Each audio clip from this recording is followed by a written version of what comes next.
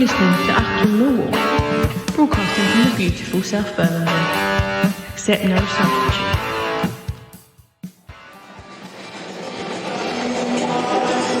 London calling, dear listeners. Welcome to the London Derby here in a grey, overcast evening, South Bermondsey. My name is Nick Hart. You are, of course, listening to AchtungMillwall. It's a sparsely populated den at the moment. We're about 8 or 9 minutes short of kick-off.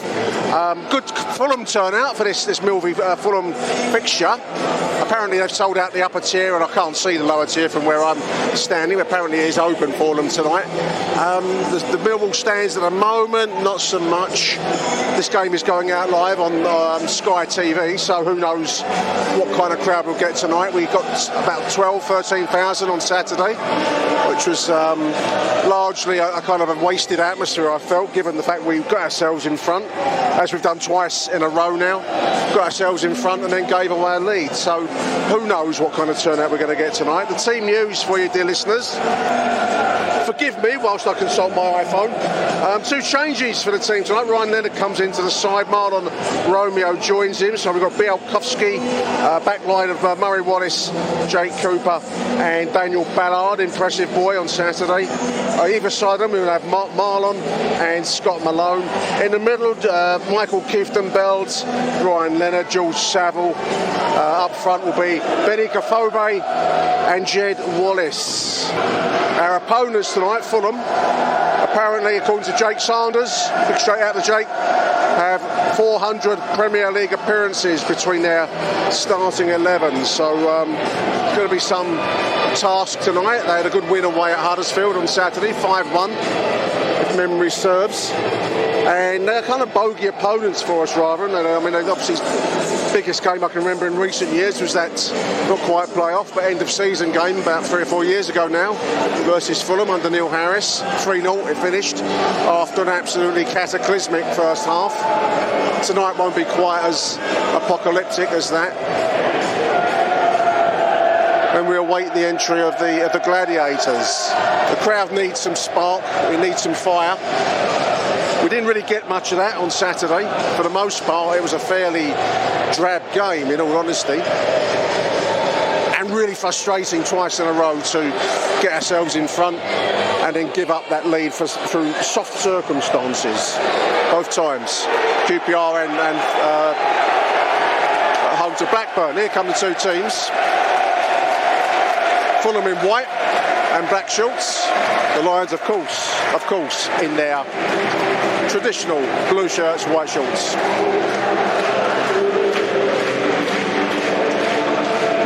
Tune in to Mick and Neil's History Hour. Coming soon, very, very soon.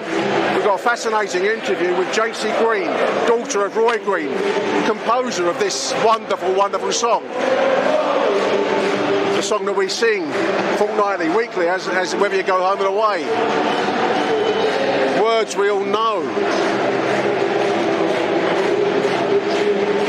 That'll be coming up at the end of the week.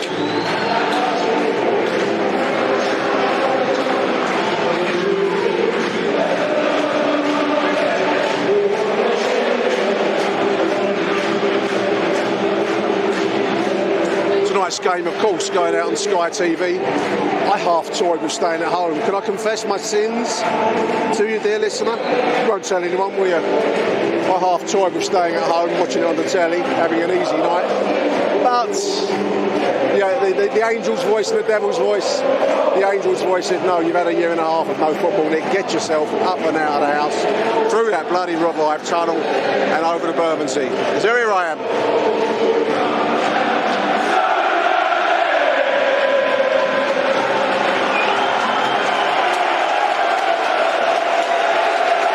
Away we go. Fulham attacking the Cold Blow Lane end in the first half, in accordance with English common law since the days of the Venerable Bede in Jarrow Monastery. Early tackle won there by Michael Kieftenbeld. Breaks George Saville.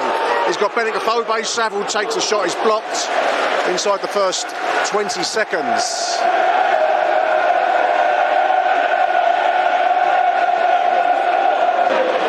Funny club, Fulham. Funny club. Richard Osman off of What's the lunch tea time show? Can't remember the name of it. What's it called? Him. He's a Fulham fan.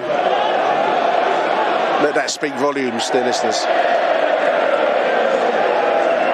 Not Countdown, is it? What's the one on BBC called? Alexander, what's his face? Was in it. I can't remember.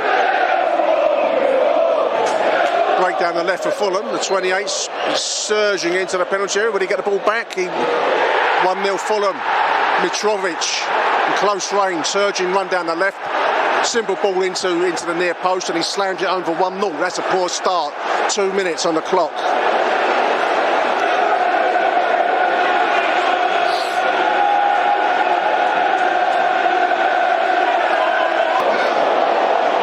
Fulham looking to break again on 5 minutes, coming down the left again, where they found success in the goal.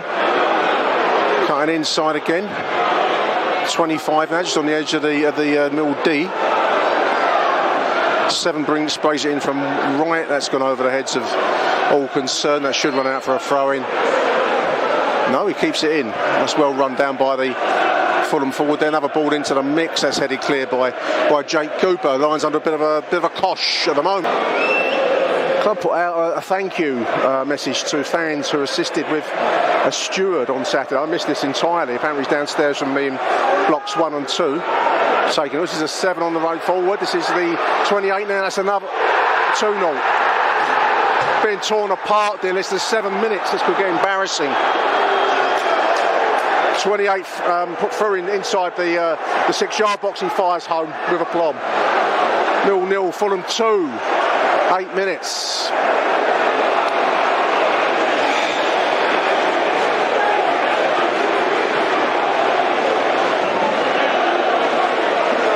Speed movement up front, very, very quick, very fast and ruthless finishing. You've got to take your hat off to that.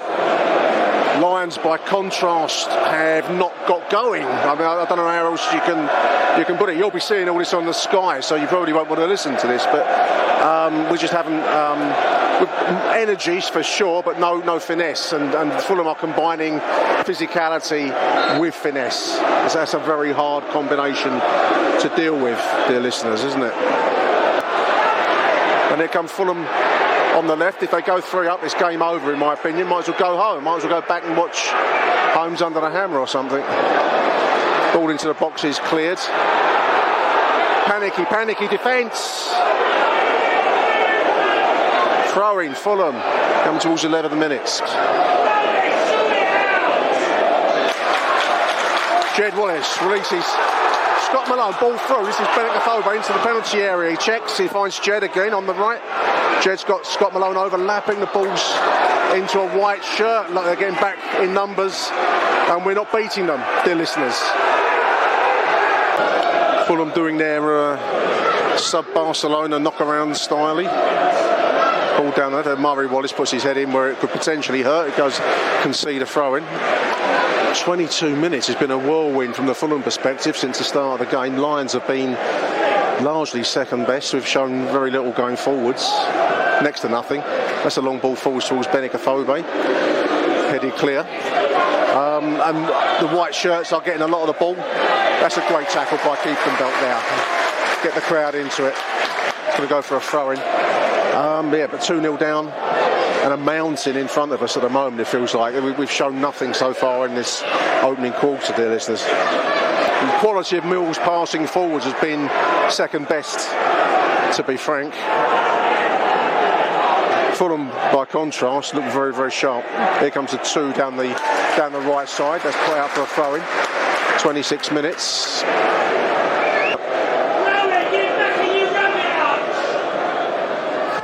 Rowlett. Jake launches it a long diagonal ball. Again, it's put into touch. Are we becoming a tad predictable, listeners? What do you think? I fear we may be. Ball centre. This is Jed Wallace. Ryan Leonard overhits it. Not clicking, not working, not happening. Bad night in Bermondsey, dear listeners. Saville.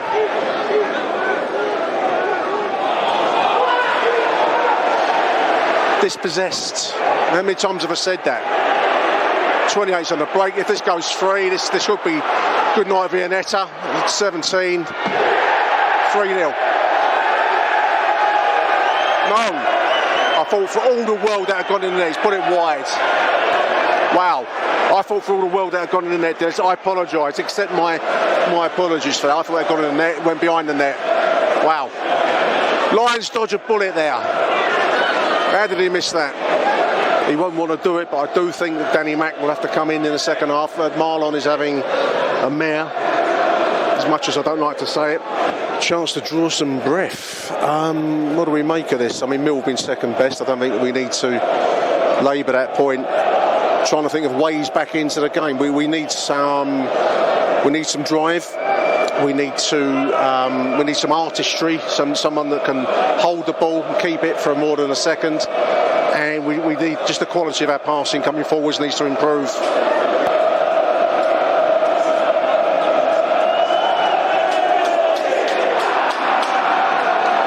I find that song chant laughable. Your shit. What the fuck is that all about? I'm getting miserable, dear listeners, aren't I? It's unbecoming. This is Marlon Romeo on the right. Millwall was straining my bonhomie, my affable nature. Marlon on the right. If ever he needs something successful to come out of this half, if ever a man needs a bit of success, he does. Oh, that's a poor ball. Pass straight into touch across the Mill back line. Oh, my word. Every time Mill put the ball forwards, by any means, it seems to run straight into a white-shirted midfielder or defender. I don't know if people are fighting for home. They seem to be numbers as 7 on the right side, ball across the box. That should be cleared by Ryan. It seems a bit early to be going home. I've seen a bunch of blokes leaving earlier on. Another guy just gone out now with the air of a man intent on catching a bus. Oh, poor Malone passing straight out of the play into touch. This is awful. Fulham on the break now. This is the 28 from the edge of the penalty area. Oh, shot wide. This will probably be the last action of what's been a horrendous first half from the Millwall point of view. It has capacity to get even more horrendous with this corner, so we'll stick with it before I pass any judgment. It's a 7 going to take on the right.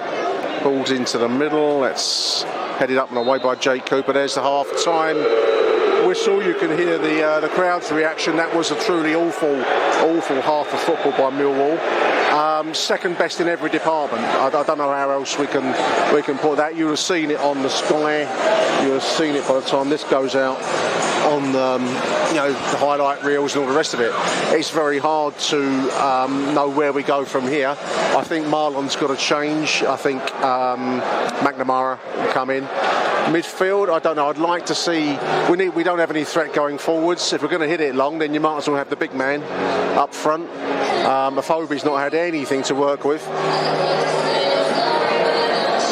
I don't know.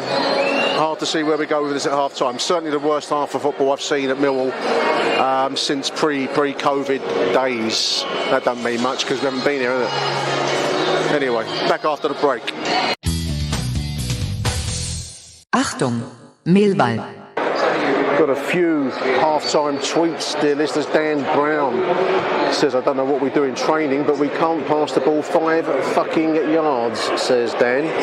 That's verbatim. That's sick as written. Apologies if you were offended by any language. Paul Llewellyn's asking, Romeo starting over McNamara. I've got to agree with you, Paul. He's been pulled the whole defence has been pulled apart for those opening 2 goals. Down the flanks, not sure about that one, says Paul. Appalling, says Charlie Thriker. He doesn't give a hoot. He says something else about their resources. It's been appalling, says Charlie. Michael Avery, who we'll be talking to tomorrow, I hope. Half-time thoughts. He says we have 2 holding midfielders who are naturally defensive, 2 wing-backs who are naturally defenders, and 3 centre-backs. So why is Jed and Saville having to drop deep to get the ball? Good question, Michael. I think when we do get the ball, we've been absolutely awful. Very, very poor. all the way from Sweden. Doug is wondering how Rowett's going to pass this one off. Marlon, for fuck's sake. That's awful. Could be 4 or 5. Fulham are taking it easy now. We just don't look dangerous. All those calling for Leonard have their answer why he wasn't playing, and he isn't the worst out there, says Doug in Sweden. And Merv Payne is asking, he's checking whether it's some sort of player protest, like the 0-6 at home to Rotherham in 2002. Some of the younger listeners, I do like to presume we have younger listeners, won't remember that. I call it a conceit that we have younger listeners, dear listeners.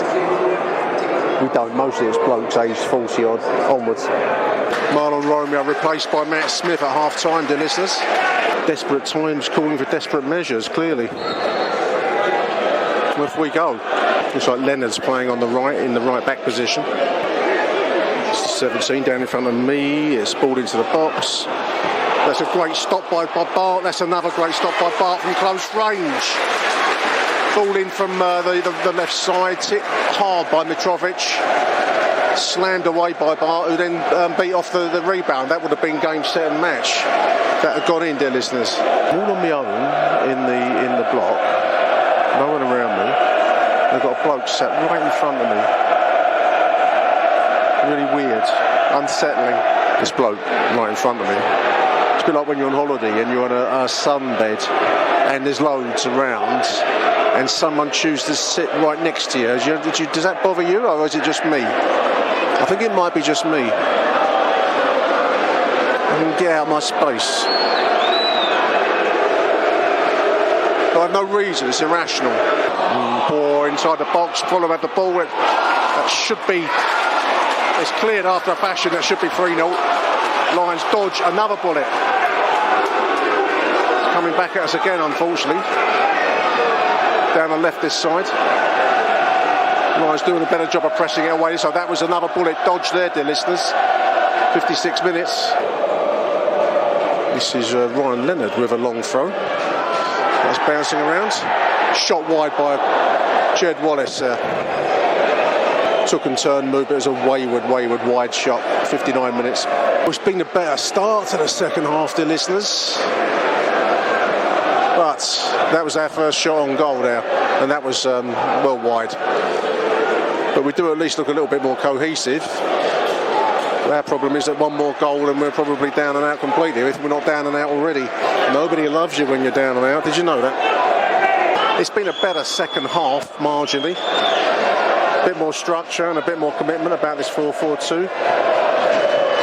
But so far, the only chances we've created have been those 2 wayward shots. First hint of something like a bit of Millwall pressure in the whole game. That's humped forward. It's going to be Scott Malone overlapping on the left that will pick up what was a poor cross in truth. He tries to bamboozle the Fulham defender, but he was equal to the task. So they get possession and clear it.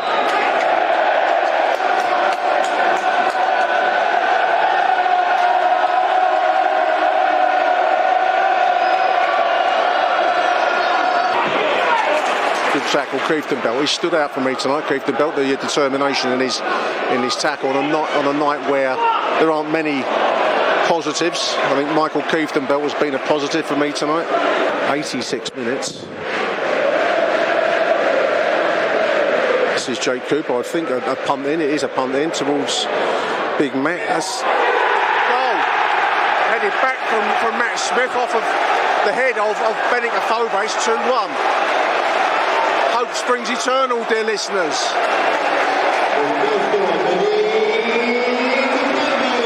To see that again. There was a long ball in from the left side, headed back across goal, and it seemed to hit Afobe without too much premeditation, but I will take it. A 2-1 Fulham.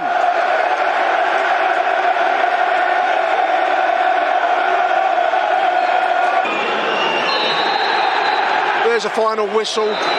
It's got to be said that for 95% of the game we were completely second best. A little bit of spirit and a flurry at the end after the goal, which came rather, I don't want to say fortunately, but anyway, it was put away. It was a goal.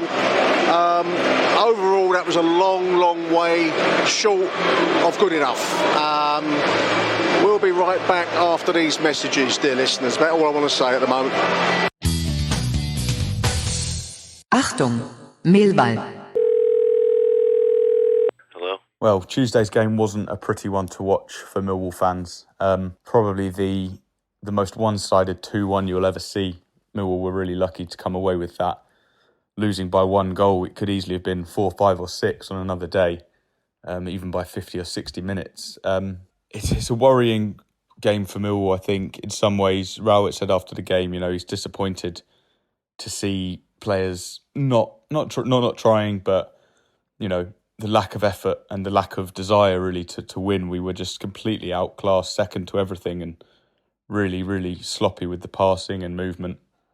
Not what you'd expect to see maybe 3 games into the season at home against a big side. Obviously, you can point to the squads and, Fulham have got nearly £50 million worth of players not in the squad that game, but a starting 11 worth over 100 million. And that's the reality of what Millwall are competing with. And it's a bit of a harsh reality, but at the end of the day, they're 2 teams in the same league that you would hope we could be competitive against. Overall, Millwall need to get a win under their belt soon. You don't really want to go winless much further into the season. I do think it is a matter of time until it comes, but this game is a bit of a wake-up call for the side. Really lacking in midfield. Very defensive midfield performance, no kind of forward thinking. Saville doesn't look quite there yet. Hopefully he will find his feet because he should be a big player for us this season. On a slight positive, I guess I thought Daniel Ballard looked really, really good again. Throwing himself into challenges, really battling, unlucky not to kind of get Mitrovic sent off at one point. Hopefully he looks like someone who's going to have a big season for us, and I think Millwall fans are going to really like him, how he plays, and he looks like he gets it, what it is to be a Millwall player. Benicophobia as well, getting his first goal. He looks so frustrated at times, and I don't blame him, but really good for him to get off the mark and very nearly got a second to rob a point, but wasn't to be in the end. We definitely need some players coming in. Obviously, we have to get rid of some first, which is going to be the biggest challenge. You look at the bench, the subs that came on, it just doesn't impact. If a game's not going our way, we have nothing that we can do to change the tide. So we need some different options, and hopefully that can be addressed before the transfer window closes. But hopefully this is just a blip against a very strong Fulham side. But a win's on the way, hopefully away at Cardiff this weekend. So come on, you Lions, and trust the process. Hello, Nick. My take on last night. I agree with your comments that we were poor. Rowett's tactics and selection was poor. But, Fulham, they're on a different level to us. The yo-yo in between the Premiership and the Championship, gives you a lot of money, and you can see that in their side. Power, pace, everything I'd love to see from a Millwall team, but no, it could have been 6 or 7. Rowett obviously changed it up at half-time. We went 4-4-2, and I thought that was, we were slightly better in the second half, and I would like them to play 4-4-2 on Saturday at Cardiff, but I don't suppose he will. I think Smith will get dropped and we'll be back to his 5-3-2. I don't know how much longer he can continue with these tactics, because I don't think the crowd's going to put up with it for much longer, to be honest. And I think if we lose Saturday and then you're going into the Blackpool game and we get these negative tactics and no creativity, and I think the crowd will turn. Honourable mentions last night, I thought to Dan Ballard, Jake Cooper and Murray Wallace. I know he got a bit of a torrid time from the Fulham winger, but he never gives up, Murray, trying and running down the wing at the end. So I think them 3 can emerge with credit, especially Ballard, who does look a class act. Anyway, let's go to Cardiff on Saturday, and hopefully we can, start the season, get our first win. Come on, you Lions. Yeah, good morning. I'm not going to rant about last night's performance. Just like to ask the question, what do the coaching staff actually do to appraise the opposition? Surely, knowing that Fulham play with wide players and like to get in behind you, you wouldn't play with 2 wing-backs to leave that amount of space down the sides. I just find it ridiculous that in this day and age we don't have coaching staff who can coach the team in basic principles of defending and not allowing teams space. And if a man runs past you, don't look around for someone to go with him. Do it your bloody self. It's part of defending. It's part of being a team player. Do the basics, and perhaps we might start getting results. Thank you. Where do I start? Fast asleep for the first half, pretty much. Our decision-making throughout was incredibly irritating. Marlon Romeo is just digging himself a hole after that performance. The defence just and the midfield on their heels the whole time, while Fulham just thought, oh, seeing as they're not really moving, we're just going to go run at them. And they go 2-0 up, and that's pretty much the game. Nice to see a little bit of fight towards the end, but it's too late. Would have been cool if we shit house to a draw, though. But also, shout out to the absolute mong in the away end who was basically doing a seen on Sky, showing that he was trying to slit his throat at people. Well hard with his mate who looked like he was dressed from the Henry Regatta. We've got a bloody nose after that, but it could have been a lot worse. Could have had a -5 goal difference after this game. So, just roll our sleeves up for the next game against Cardiff and just move on. It's just one game out of the way against Fulham, where it could have easily been very embarrassing. Oh, hang on. No, it was a little bit. Just the scoreline wasn't. Come on, you Lions. Morning, Nick. It's 6 o'clock in the morning after the night before.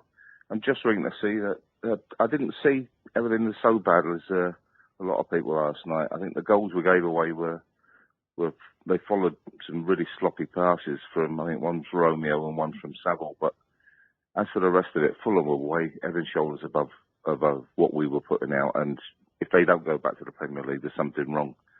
I do think that our lads really put a shift in. I mean, I don't know where Jed went. I don't know where Saville went most of the time.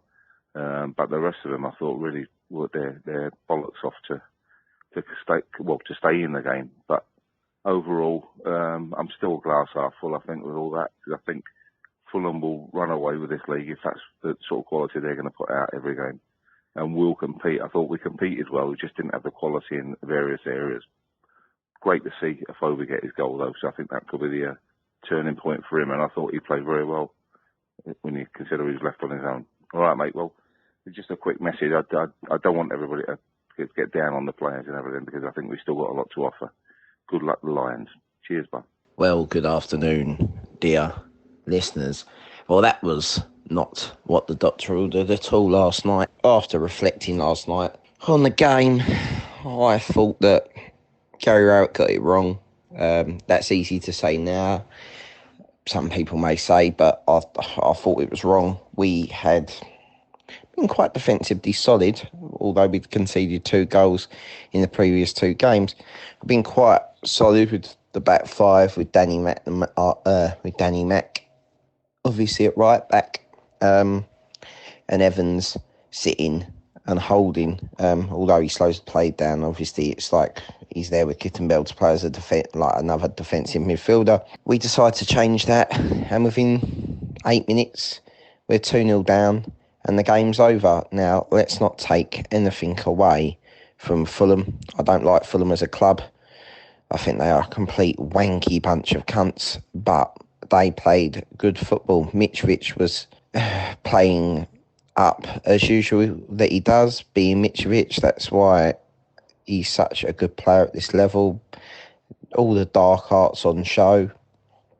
It's probably lucky to still be on the pitch, but when you're that kind of player who plays on the edge and he gets away with it, that's why he scores goals as well. Let's not take anything away from it. It's a shame that he's never been our player, because I think he'd suit us very well. But back to Millwall, just feel like, I don't know, do the players really believe in this?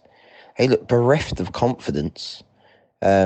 I think Romeo was hung out to dry last night. He was bad, and I'm not going to turn around and defend the fact that he was bad, but to bring him in when he's played so little football against a side that uses the wings with pace, power, good running that Fulham do, I think, I don't know what's going on with that decision. We've got 1,000,001 midfielders, and none of the 3 that he picked in the beginning didn't stop Fulham. And when we changed the formation, went to 4 at the back.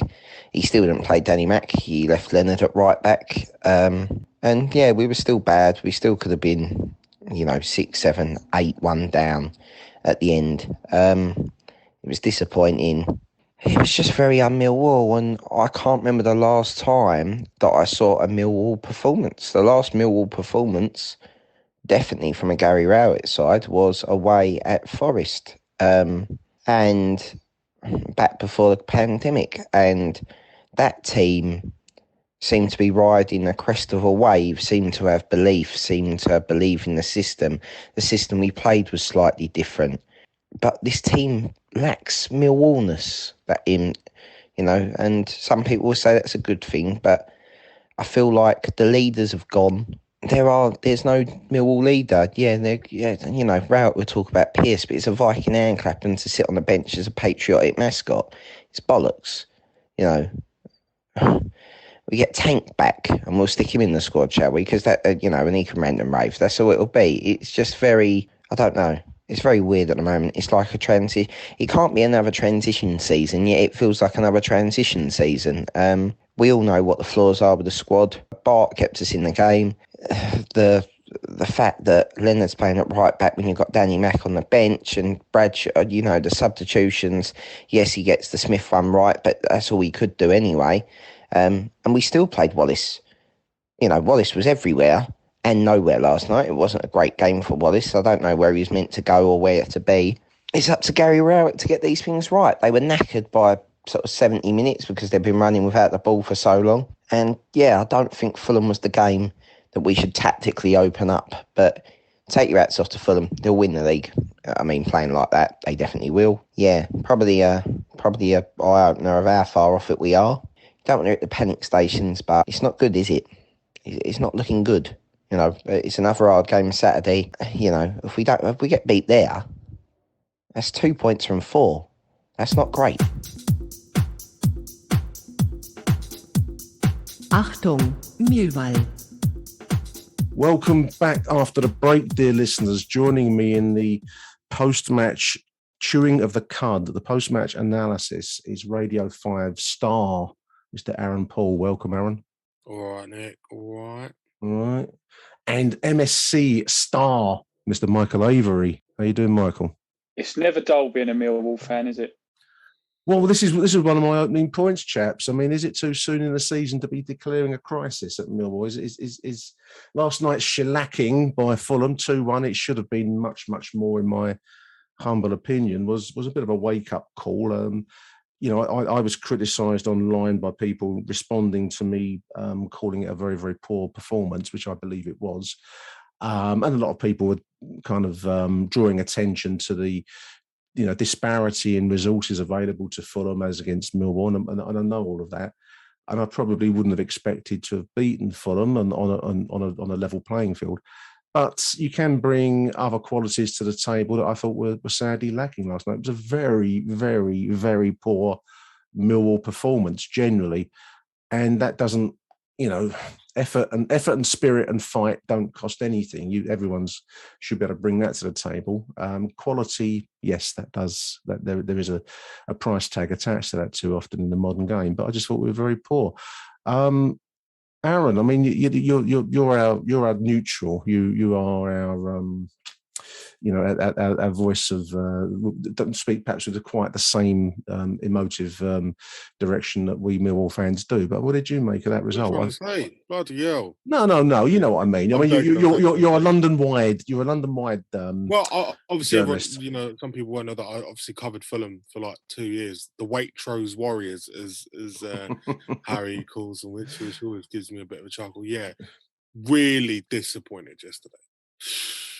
Considering how I went to the Fulham Middlesbrough game two weeks ago, how you saw Neil Warnock's side battle against them and press them hard and work hard, and that was with I think they played a back three. I think Middlesbrough played a back three that day. Millwall just capitulated. There was nothing. No. There was nothing at all until 85 minutes, 86 minutes. Late, it was just very, very disappointing on a whole. Very disappointing on a whole. And it just leads me to the same old thing again. yes, they've made some signings, granted, but I still think this squad is very, very light in quality. You know, maybe in numbers they've boosted up a bit, but still there is a distinct lack of quality in the squad. And for people who think, and I've read a lot of pundits and stuff saying this squad should be getting top 10. Yeah, it lacks goals for top 10. It does. I mean, I think I would have fallen into that trap at the start of this season. I think that was wishful thinking to some degree. I mean, Michael, we spoke before the game last night in the Den, and the starting 11 on paper didn't look too bad to me. I suppose you could query the recall of Marlon Romeo for Danny Mack, who had done nothing wrong to warrant that.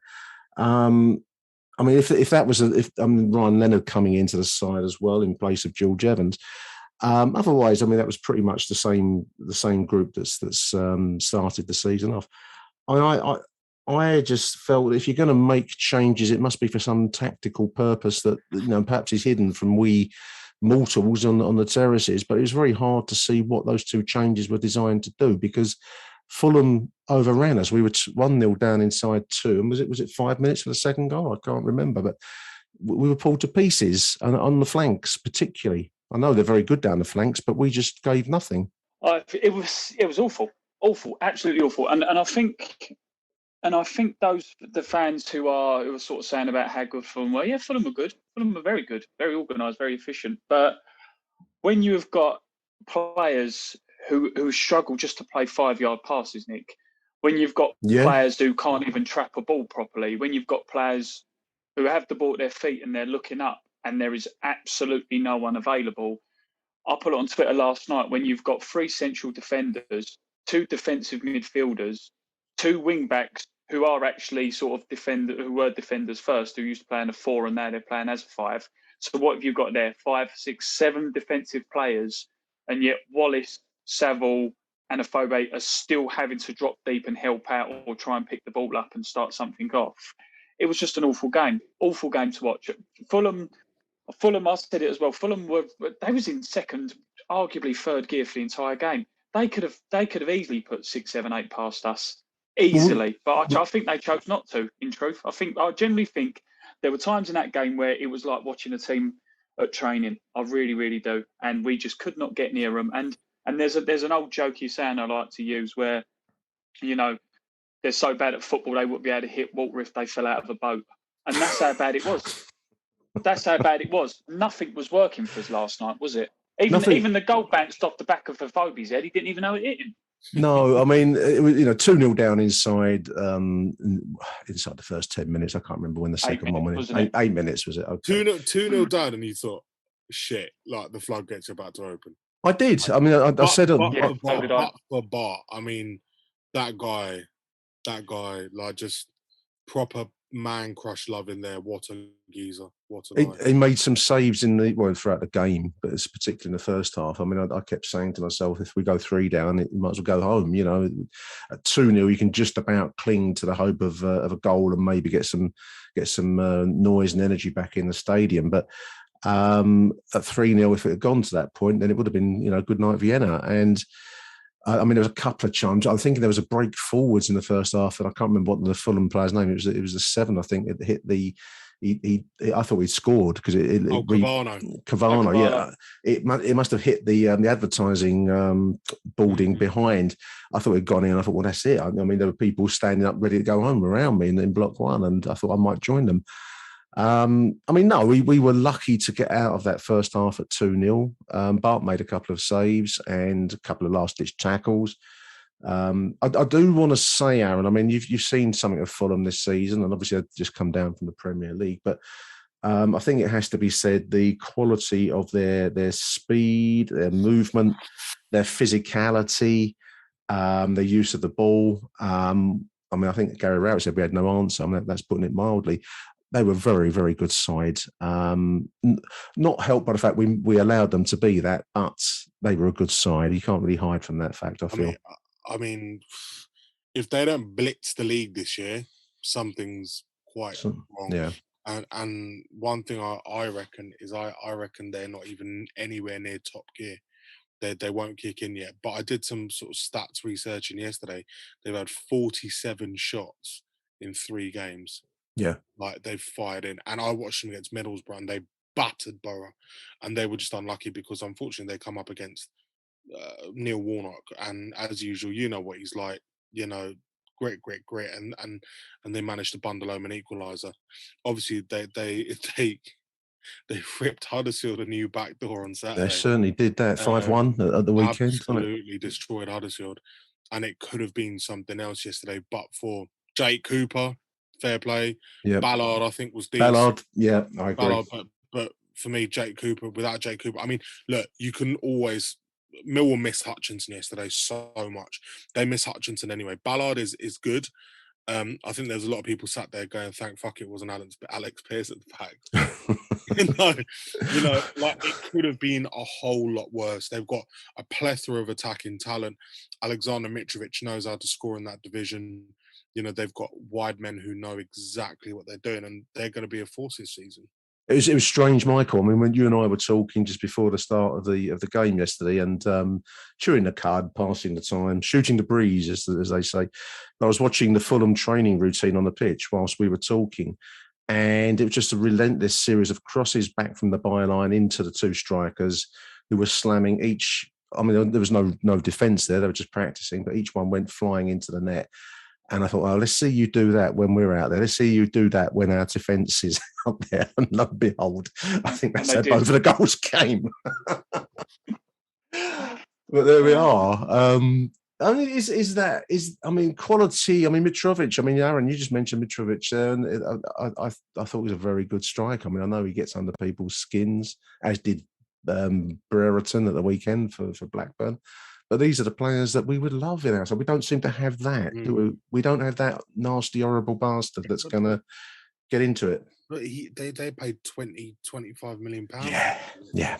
There it is. I think yesterday I was listening to I was watching it on the telly box, and firstly, I wish I was there. I mean, I sent you guys a photo. Like, it looked amazing there yesterday, and the atmosphere sounded great. But they were talking about how the Millwall squad's valued at £6 million or something like that, and how the Fulham one is some crazy 150, was it? Yeah, Mitrovic is a £20 million player. Cavalier is a £20 million player.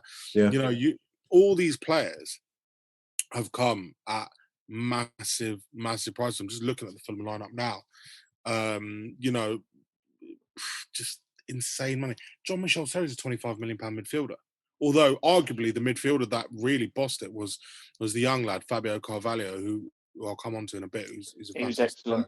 Was he the 28, was he? Which one was he? Yeah. That was him. Very effective player. Yeah. Ivan Cavaliero down the left, fantastic player. They've got quality all over the pitch. And again, if they're not bossing this league, something is wrong. They've got Alfie Morton, a £20 million defender on the bench. Andre Anguissa is on the bench. He's £25 million midfielder. Joe Bryan, they paid £10 million for. They've got money. And yesterday was a real sort of clear showing of billionaire owner versus millionaire owner who won't pump money in like Shahid Khan has done to Fulham. Shahid Khan's pumped £600-700 million into Fulham in what, 8-9 years? 8-9 years. And of course, they benefit from the Premier. That's the way football is structured. I mean, that's a different subject entirely. But there's literally just fallen out of the Premier League, but very, very well rewarded for that that season last year, and that's just how it is. We can't do much about that. I mean, just Michael, I'm just going on to the selection last night. We've mentioned Ryan Leonard and Marlon. I mean, Marlon had a nightmare, an absolute nightmare in that first half. Don't know what's become of Marlon. It looks like he's lost his heart, and there might be many reasons for that, which I'm sure the listeners can draw their own conclusions on, perhaps. But he's lost his heart. I don't know if he's got much of a future after that performance at the Den. What do you think, Michael? Yeah, he didn't look all the light of the races, did he? And this is such a shame for a player who over so many years was such a key such part a prospect. You know, you got to remember a few years back, when we went up under Neil Harris and we signed Meredith and we changed up that back four a little bit. He was on the bench, wasn't he? And a lot of people were saying like he's now out the side, but he got back in and then made that space his own again. As you say, there could be reasons off the field why he may not want to stick around as much. We know about was it the West Ham deal a couple of years ago that didn't go through? I don't see them being interested. I mean, it's a bit like the John Daddy syndrome. I mean, the performance last night was so woeful. I mean, team performance, I mean by this, but Marlon was obviously playing in that right wing back position, but he looks so off it. One thing I will say in his defence is he at least showed, and he at least, you know, yes, he made errors and he was poor, but at least he was giving some. He was putting himself about and to make the errors. Other players I felt rather were anonymous. They hid. I mean, I'm thinking of Jules Saville, who I didn't see much of, worth noting last night. Leonard looked a bit slow. I don't think Leonard touched the ball for the first 20 minutes, did he? And that's not even an exaggeration. I genuinely forgot at one point that Leonard was even on the pitch. And this was a player last year who was one of our player of the seasons, arguably. Honestly, at 29 years old, I'm telling you, I don't think this guy's got a future in the Championship. I really don't think he's got a future in the Championship at 29 years of age. And I'll tell you why. Mill signed him from Sheffield United under Chris Wilder. Yeah, that's right. Chris Wilder's not wrong about players. Chris Wilder's turned League One players into Premier League players. I look at John Lundstrom, players like that, John Fleck, John Egan. He's turned these players from League One into real good Premier League players. And he wasn't wrong. And I just don't think Ryan Leonard made the cut. But I think this is typical Millwall syndrome. Tell me someone, what's Murray Wallace still doing at the club? I know everyone loves him. He's great. He's Mount Murray Wallace, and he's a lovely guy. And if it's your birthday, he'll send you a message. And it's yes, amazing. he did. Yeah, he did actually. Yeah, he did. He's a lovely guy. Yeah, he's a lovely guy. But what's he still doing there? I think with Murray Wallace though, Aaron, and I get the point, but I think he's very much that sort of player. He's like a good Pearce, if you get what I mean, in the sense that if you look at the last couple of games against QPR and QPR, Blackburn, those type of teams who not necessarily would be top of the table, he looks okay. He looks very solid, but it's when you get those real cutting edge Championship teams, as you say, he's just not good enough. So I disagree. I think the reason Murray Wallace is there is one, because he's fit most of the time, and two, because he can play in multitude of positions. Yeah. That's true. He's a utility man. He's the man. He's the ultimate sort of backer. But I just look at that squad and I think top 10. I know he's trying to build this midfield around Kieftenbeld, and I told you he'd sign Kieftenbeld. But where's the creativity coming from in that midfield? Well, there was none last night, Aaron, was there? I mean, there was no creativity. You said something about Ben Thompson last night. I can't remember in the group, someone mentioned Ben Thompson and said, it'd be good to have Ben Thompson in there. I love Ben Thompson. You know, I love Ben Thompson. But at 25 years of age, everyone's just sat there waiting for him to come good, aren't they? Well, Ben Thompson is, is a very willing. He's a Millwall boy, and he's going to be great in a League One context. But I mean, we were up against, was it 400 odd Premier League appearances in that Fulham side last night collectively, and hundreds of millions of pounds worth of talent, international quality players, literally internationals. And I think, unfortunately, that the problem that you have is once the Millwall the atmosphere was dented quite quickly. Once the Millwall bluster is deflated, you're then going to come down to how good are you, how really and physical, and how good are you on the ball, and what do you do with it? And I think it goes back to your Murray Wallace point. I've got a lot of time for Murray. I like him, but no, is he good enough? No, he's probably a very good League One defender, and I think he'd fit into. He came from Scunthorpe, didn't he? And he'll do a good job. But it's you're up against top draw players, and I think that just is what stood out for me so much last night. How good Fulham were, and how deflated we were so quickly. We just didn't bring any spirit, which is your weapon against quality. So very dispiriting overall. I mean, I also want to mention, well, you mentioned Dan Ballard already. I do like the look of Dan Ballard. He's not the finished article, though, Aaron, but you can see a very good defender in there. He's only young. I thought I think he's fantastic. Fantastic. Yeah. One thing that, Nick, I want to mention, a lot of shit coming out for Jed Wallace yesterday. A lot coming out for Jed Wallace. Yeah. I've got to say, for this man who has carried a team in so many places, how many times has he carried a team? How many times has he grabbed a goal when you're like, shit, where's it coming from?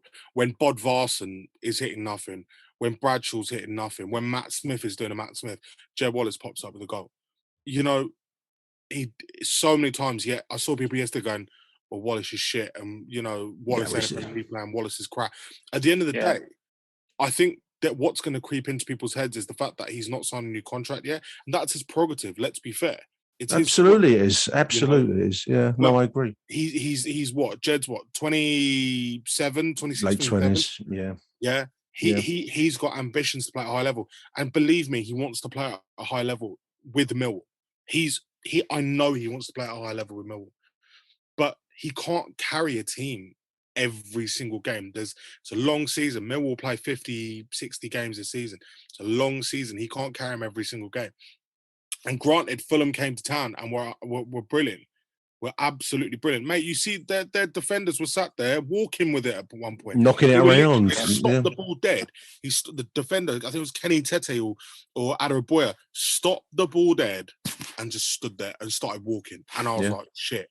Yeah, I mentioned about that point with Jed Wallace. I actually mentioned it halfway through the second half yesterday because our lack of shape just up front was so evident. But I think that was partly due to Jed didn't have one of his better games, don't get me wrong. But I think it was Jed, as you say there, Aaron, he's the only one who's really that real spark. So Jed feels he has to drop 30 yards to pick a ball up and run with it. Jed feels like he has to be out on the left wing when he's actually playing up front as a 2, or when he should be like on the right-hand side in a free roll. He was all over the park. And like you say, it's because he feels like he's the only one who can really get it ticking. And it was half to his detriment, unfortunately. And we were better. I mean, half time we went in 2-0 down. I thought we were lucky to be 2-0 down. It should have been more. Take your pick, 3, 4, I don't know. But we changed shape in the second half. Obviously, Marlon was substituted, and we went 4-4-2 in the second half. And we took the game to Fulham more without really troubling them. I think I do remember a couple of really decent saves by Bart that could have made it 3 or 4-0 early on in the second half, and Bart, as we've said already, has saved the day. But at least we looked a little bit more cohesive. And late in the game, I think 75 onwards, we had some chances, and the goal was as a result of a cross in from the left. Was it Scott Malone? Oh no, it was Murray Wallace. Was it who put the ball in? Headed back by Matt Smith and in off Benik Afobe, which was great to see. So at least Benik has got the piano off of his back and scored a goal, which hopefully will lead to more. But we never really got laid a glove on them, in truth, boys. And I think that's the heartbreaking thing to take out of last night's game, the fact that we just weren't near them.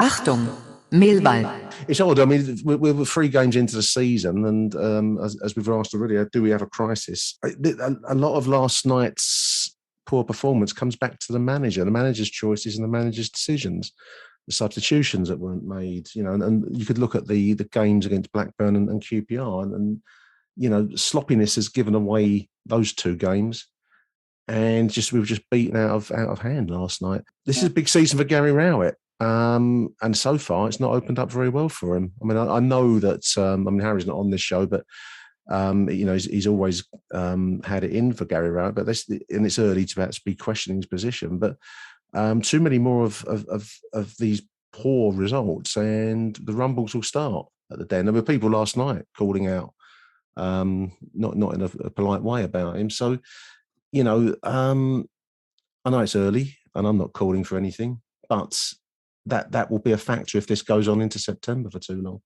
Imagine Chris Wilder at the Den. Can imagine. I mean, in all honesty, I mean, Millwall's a difficult club, and I don't say that as a cliche, Aaron, because I mean I've been around it for all of my life. So, you know, I was just saying off air to Michael before Aaron joined the call, listeners, that how often is it, you know, whenever you see Millwall pop up on your morning headlines, that the Athletics just popped up on my phone saying about Gary Rowett's comments after the game about the knee and all that kind of thing. And, you know, it'd be lovely for it to be for football reasons sometimes. That we put someone to the sword and on television, on Sky, but it just never seems to happen that way. We're not an easy club to manage. I sometimes think that the atmosphere is a double-edged thing. We've had some great atmospheres in each of the games so far and at the start of last night.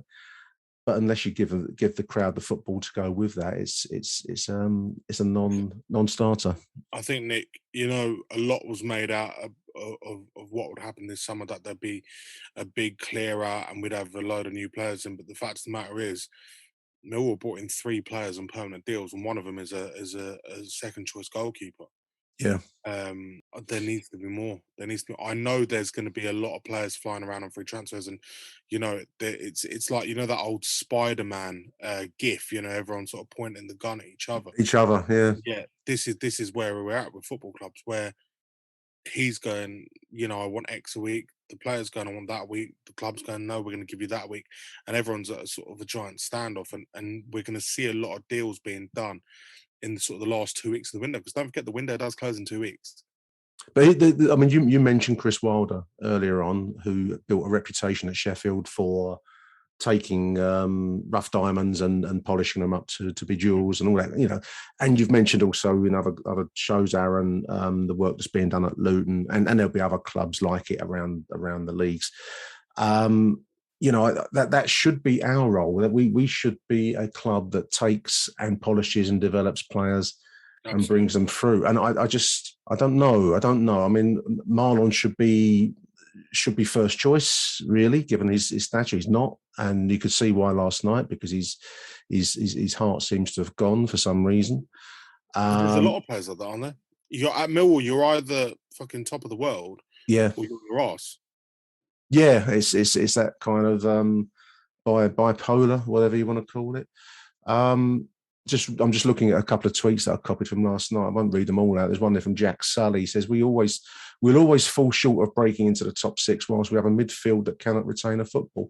I mean, Michael, the passing last night was absolutely chronic. The number of times we just passed the ball straight into touch against a side that was ruthless in their use of the ball. I mean, I still think we were lucky to get out of there alive, let alone 2-1. But the poor quality was standout. Yeah, I thought that the quality, the tactics, nothing was there at all. Back to the tactics, and I know I sound like a broken record every single time, but when on earth are we going to start playing to Benik Afobe's qualities? There was what I counted 3-4 times that ball was played to his feet, should I say, and 3-4 times he did something with it. He either laid it out wide, or he knocked it back, or a ball was played through. The rest of the game, they're either being smashed at his head, they're being mispassed. Scott Malone, there was one where, I don't know if you remember, Nick, I think it was in the first half, Afobe was screaming for the ball down the line. Malone completely ignored it and played into no space whatsoever. Yeah. And Afobe clearly has talent. You were saying about players as well on the bench and the depth. We mentioned it. You're 2-0 down against a team like that. I know it's a bit old school and cliche when you say, we'd rather lose 10-0 and go for it. But just looking at the bench last night, you had Alex Pearce, McNamara, Evans, Bradshaw, Long, Mitchell and Smith. Why on earth, when you were 2-0 down and chasing a game, do you bring on McNamara and Evans and leave Bradshaw and Mitchell on the pitch? You can argue with the quality of these players, but Mitchell certainly, for me, is good enough to start, let alone come off the bench. And if you are chasing a goal, why are you leaving a centre forward on the bench? On to Cardiff on Saturday, boys. We're going to have to reshuffle the pack. I can't believe that. Billy Mitchell hasn't seen the grass of the field so far this season. Will he start Saturday? I don't know. We are crying out for more inventiveness, artistry or something. And we haven't seen Conor Mahoney. I thought maybe we might see Conor Mahoney at some point last night. Was he on the bench? I don't know. No, he wasn't even on the bench. Wasn't on the bench. So is he injured? A game where we were being out-muscled requires a player that can actually control the ball and just buy you a couple of seconds and get some movement going. We're not seeing that. Don't know. Very depressing night's football, that's for sure. Just a couple of messages. Jim Hackett says the speed of ball movement from Fulham and the pace of their players that they showed was moving forward was light years ahead of our team. He says, on a positive note, there's a good Millwall team in that squad. They'll come good, but will always lose against top quality championship sides. Maybe that's where it's all going wrong. I don't know. One thing, Nick. Yeah. What I'd love to know is what's the plan for the club? Everyone talks about John Berylson and says, yeah, he's a great owner. He's a great owner, and yes, he's bankrolled the club and X, Y, and Z. But it just feels like Groundhog Day every year. Over the past, however many years I've been sort of like watching Millwall and sort of interacting, 4 years, 5 years, whatever it is. It feels like Groundhog Day every year. Every year, it's the same old thing. Don't worry, watch in the summer. We're going to do some bits. We're going to do this. We're going to do that. Great. And then, oh well, we're priced out of the market by other clubs. We haven't got the money to compete with other clubs. What is the plan? Clubs have this sort of identity where they are either selling clubs or they have a director of football or they have someone who's like a head of recruitment, i.e. Luton. They're getting better quality players. This is the most ambitious, window they've had in years, and they'll pull off results this year. Believe me, they'll pull off results this year. What are we going for? Are we going to go for a Barnsley-style continental? Because right now it feels like there's a blank canvas at Millwall. Everyone's going round and round. The machine's turning, but there's no sort of end product. And we're sat here going, first half of the season, yeah, it's going to be great. It's going to be great. Playoffs, blah, blah, and then bang, we'll be lucky if we finish 10th. Lucky if we finish 11th. Don't forget, last year, they finished 11th. The year before, they finished 8th. That's a drop. That's a slack. Yeah. There's got to be an improvement. Yeah, I agree. I mean, it was interesting just on that point of what kind of club are we? It's probably been the question at the heart of being a Millwall fan. I mean, as a long-term fan, I'd say the first 50 years are the hardest as a Millwall fan. What kind of club are we? We are a club that is built on a high adrenaline and big nights, but that doesn't seem to sustain itself too often over the course of a league season. I was listening to your podcast, Aaron, the 72 show, which is very good. Listeners, you should tune into it. And I was listening to Jed and Lyle Taylor, who I think comes over very, very well on that show. But it's really interesting to listen to Jed talking about Fred, who's now, I think, at Luton and is developing. I think he scored the other day in the Champions. He looks unbelievable. Looks unbelievable. There. And Jed said something similar about how he was, like, pound for pound, one of the best players he's played with.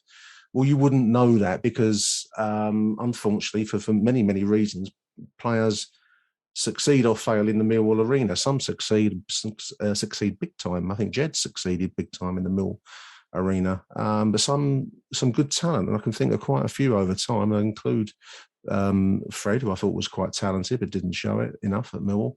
But I can also think back to Lewis Grabban and many others over history that have just wilted and faded away in the Millwall atmosphere and then they've gone to other places and done better. And it's going to be interesting to see how a small club like Luton, I don't mean that disparagingly because we're a small club too, but it sounds like they've really done a lot of good work and they have a vision, which we are, don't know. It's not there, is it? I'd love to know what John Berylson's vision for the club is. Like, what is his idea? I mean, you were there Saturday. Did you hear his speech, Nick?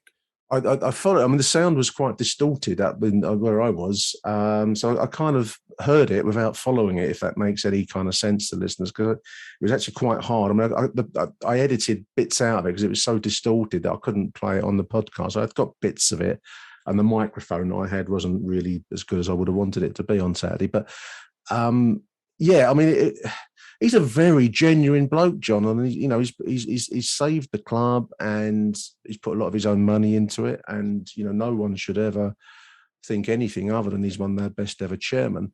Absolutely. I don't know that we are a platform for me. I think we're probably a League One Championship shuttle club. I'd love to know, what's he getting from this? I think. What do you think, Michael? I'm prattling on. What do you think? Well, John Berylson, it's a really tough one. Really, really tough one, and where we are, because I know I said it half tongue in cheek at the start of the show, but I've always said it's all, if you're a Millwall fan and you're in a Championship, you tend to be in the bottom half of the table. If you're in League One, you tend to be at the top. So it is never boring when you're a Millwall fan. You've always got something to play for. But it's like to quote what Harry says, would we be happy with that sort of, like he always says about it, about that gamble, have that 1 year gamble where you go for it? John Berylson's a fantastic chairman. He keeps the club afloat. But I think, Aaron, as you say, will always just be afloat. And that's not knocking John Berylson, because if you look at clubs like Bury, Bolton, Portsmouth nearly a few years back when they nearly went under, you'd rather have a football club to support than one that becomes an AFC Phoenix back down in the lower leagues and has to rebuild. But then, as you say, would you be happy with that? Because if that's what you want, and with all due respect to the fans last night and those on social media, I was one of them, quite vocal, you can't be disappointed with last night's result then, because that is where you are. That is your expectation is you survive in the Championship. So when a team like Fulham comes up and turns you over, you can't really complain. This is a question for the listeners. We've got that voicemail number. Would you want to see a bit more intention from John Berylson? As ridiculous as it sounds, I'd like it to happen and we stay obviously solvent. I don't want us to see us spend 100, 200, 300 million pound that we haven't got. No, we don't have that. No, go under. So yeah, it's a real tricky one. I don't think it's about that. I think it's a case of what I want to know is what is John Berylson getting out of this club? What is he making? Like making nothing. He's going out very little, if anything. Okay? So my question is this: if John Berylson's making nothing, how much is he putting into the club every year? 1, 2.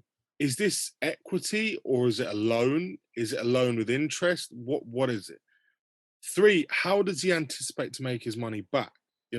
I think, I am not I'm not an accountant and I have no background in it. So I'm going to probably sound like I don't know what I'm talking about, which is a part of my life to date, listeners. But anyway, I think as I understand it, John has bought shares, which have now become so, the shares in the club are effectively a loan, if that makes sense. He buys shares and he keeps it. How much does he put in? I don't know the figures and I've got nothing in front of me, so I'm speaking off the top of my head. I think we run at a loss and I'm actually on the accounts right now. You're on it? Okay. So right now. Doesn't what he put in cover the loss every year? Yeah, he picks up the loss. The year end 2020, the club made a loss of £9.6 million. So that's kind of the figure that he's been putting in to cover us so that we are solvent, so to speak. Yeah.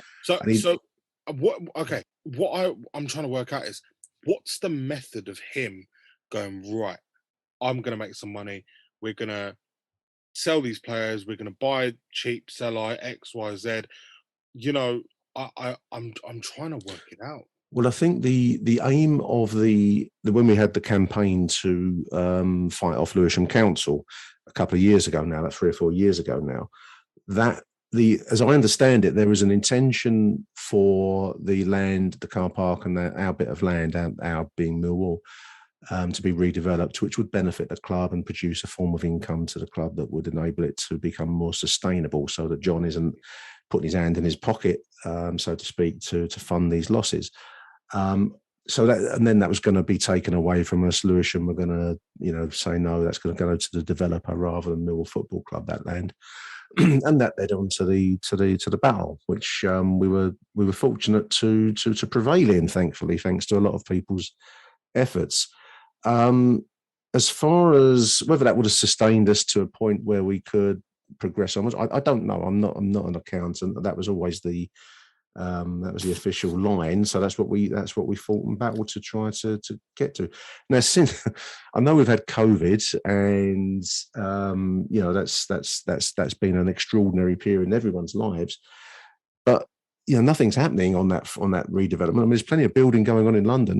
You boys will see the same city that I do when I drive around. And where I live, it's cranes aplenty in the docklands. So I don't know what's become of the area-wide development that was called New Bermondsey, which would have included our car park. At the moment, it's still being used as a car park. So there's Hold not on, even, are you talking about the main car park or the one down the end of Bolina Road on the left? our car park, the one outside The main car park. yeah, that's the boundary of the Millwall Stadium lease around, and the stadium sits in its own area, but that's the leased land. That was what was going to be taken away from Millwall and passed over to Renewal, which is the developer of the wider area of South Bermondsey. They have big grand plans for the whole area to be rebuilt with exactly the same kinds of big blocks of flats you see everywhere, from Woolwich to on our side of the river now over at North Woolwich and all around the docks. Loads and loads of blocks of flats with retail units on the basement, on the ground floor and basement. But that hasn't started. So I mean, I would have answered your question, long-winded reply, Aaron, but I would have thought the John's method of getting some money back would have been that property development of the area, with Millwall being part of that. But I have no desire for it to proceed, to be quite honest with listeners. But it hasn't started. There's not even a shovel on site. So I don't know. It's a very good question. I'm not sure that I have an answer for, and I don't know if anyone else would have an answer for. That's where as well, Nick. Isn't it? I believe that part of the deal. I could be wrong. So this is just what I think it is. Isn't part of the deal that we're going to be either working with Renewal or yeah, that was how it finished up. With Renewal, yeah. So it's like you say. It's not as if we're quiet, but Renewal and Lewisham Council, unless it's all behind the scenes and we don't know, we're asking what's going on. But there doesn't even seem to be anything from them either, does there? No, it's gone very, very quiet. I mean, there's not anything that I've seen going on around the whole area. I mean, everything in South Bermondsey looks exactly as it did 20 years ago still. So I don't know. I mean, it's a very strange story given the amount of time and effort that was put into fighting it. I look at it. AFL Architects have got the Den redevelopment on their website, and I'm just sat there going, what drugs is someone smoking? That's ready for you smoking. We're going to bump the crowd up to 34,000. Yeah, when we play Cambridge in next week in the European Super League. If we play Cambridge in the European Super League, there'll be 2,000 crew. Like, I don't know. I don't, and these are the people who have done, the main stadium, Qatar. They're doing one in Russia. It's great. So someone's actually taken it, and they've probably been paid handsomely, this AFL, whoever they are, and it looks stunning. It looks like a Brighton Model 2. What is this all about? Like, I don't know. I don't understand this whole thing, and I don't understand where this club's sort of, what the ambition from the club is, because effectively you look at everyone else, and again, I'm probably repeating myself from last year. I'd like to think everyone else, bar Derby, the basket case, yeah. Derby and Huddersfield, maybe bar Derby, Huddersfield, and Forest, because they haven't bought anyone. They've all improved. They've all improved. They've all looked to improve their squad. And granted, Millwall have improved slightly, but they haven't improved massively. We've improved on paper. I think that much. Whether it's enough is another question. I take that point. I think we're now very. Millwall always used to be a tough team to. It was always a cliche when it going down to the Den's a tough place. I know Fulham proved that wrong yesterday, but it was always difficult to go to the Den and get something. I think that defensively, after the games against QPR and as I said earlier on, QPR. Blackburn, and the fact we had about 20,000 draws last season shows that we are a very tricky side to beat. But it's like you say, Aaron, we no longer need to improve defensively. We've been good defensively for a few years now. Our biggest problem is up front. Now, I know he's a little bit older, but what did I say in our group chat yesterday when Derby? How are Derby, who have basically got wage caps, money problems, not allowed, but how have they managed to sign a player like Baldock on a free? Why did we not think? Well, we'll go in for him. I know we might be 31, 32. Wages? I don't know. We must have. But Nick, if Derby are on a kind of, I don't know what it is, but if Derby haven't got a pot to piss in, how can they afford his wages? I don't know. Is it because I with Baldock, Michael? I just think he'd be sort of the same as what they got. He's a striker who's not prolific, if you like. Yes, he's a striker. Yes, he's someone fresh. But he's not prolific. I think they probably thought, shit, he's basically the same. I think just looking at his last few championship campaigns, last season he played 23 games, didn't score a goal. Season before he scored 6. Before he scored 5. For Brighton, he got 20 in 94 games. I think they probably just thought, shit, you're throwing money at the same thing, basically. I don't know. That's just my opinion, my guess. It's a good question. Possibly. I mean, yeah.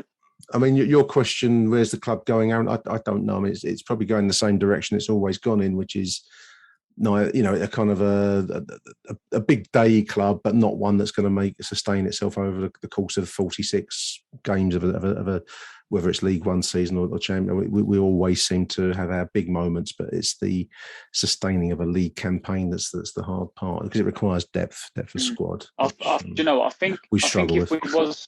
If we was to challenge, and we was to go up, and I used them as an example. Fair enough, I don't like their manager at the time when they did, but I always like to use the example of Blackpool. They sort of went up to the Premier League, stayed up there for a season, had a bit of a jolly up, and then they went back down. That's sort of how Millwall want to do it, in the sense that you don't want to lose your identity. You don't want to become one of these teams who go up and then you change what you are. But it wouldn't surprise me, Aaron, you say, like, what's the strategy with Berylson? It wouldn't surprise me if the strategy on the field is we try and sneak into that 6th place like Blackpool do, or these sort of like lower division teams where they, at the last minute on the last day, somehow crack it into the playoffs, and then they use that momentum and crowd to get them up, because we're certainly not good enough to even crack into the top 10 at the moment, let alone stay in the top 6 all season. Depressing stuff, chaps. Depressing stuff. Listeners, I'm going to close us with a tweet that I picked up from Jane Jacob. Big shout out to Jane. She makes a very good point that it's taken just 2 weeks for the team to get booed off the pitch after people were not allowed in the den for 18 months. Quite some achievement, she says. I think that's a very good point and a very good way to leave the conversation. Big thank you to Aaron for joining us out of your working day. Thank you, mate. Cheers, mate. Don't forget 5 Live Sport tonight, Wednesday, the 18th of August, 7 till 10, around the grounds with myself. I've got Andy Reid, and I've got someone else with me. I can't remember who that person is, but I've got someone else. It's going to be someone good. Scott Minto. I've got Scott Minto. Scott Minto. Okay. Scott Minto, Andy Reid. Scott Minto. Oh, there you are. Tonight on 5 Live Sport, and then 72 Plus is out Friday during the day. Or if you want to listen to it early, we're doing it like Hollyoaks, they give it a preview, but then you can go and watch the other episode. So Thursday night, I think we're on at 9:30 on 5 Live, and then we are on Sounds from Friday lunchtime. All good stuff. The 72 has the Nick Hart seal of recommendation on it, like a royal seal by order of appointment to Nick Hart. Big thank you to Michael Avery for joining us during your working day, Michael. Thank you, mate. Indeed I am, and then it's off to the Erith derby tonight. Hey. Oh, Parkview Road, Erith and Belvedere versus Erith Town. Get along there. I'm going to try and get this out ASAP. So if you have 5 minutes, get yourself down to the game tonight. Yeah. Why not? And Millwall fans as well, if you can, jump in that time machine, because Dave Martin's left Erith and Belvedere already.